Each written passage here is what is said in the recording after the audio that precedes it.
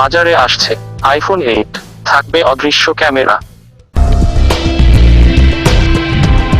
আর কয়েক মাস পরেই বাজারে আসছে অ্যাপেলের নতুন ফোন। কিন্তু সারা বছর ধরেই এই সংস্থার ফোনকে ঘিরে উন্মাদনা থাকে তুঙ্গে।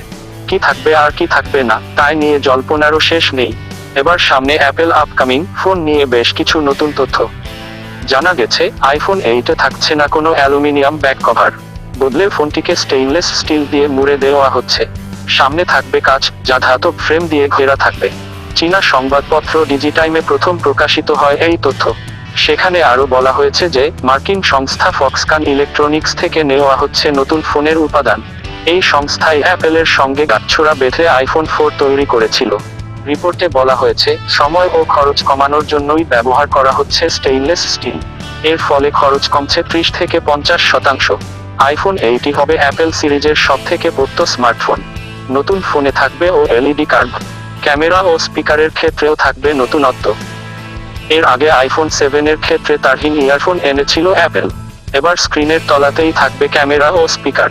দুটোই আকার এতটাই ছোট হবে যা চোখে দেখা যাবে না। নানা ধরনের সেন্সর থাকবে ফোনটিতে, যার ফলে সহজেই স্ক্রিনে আসবে নানা রকমের ইনফরমেশন।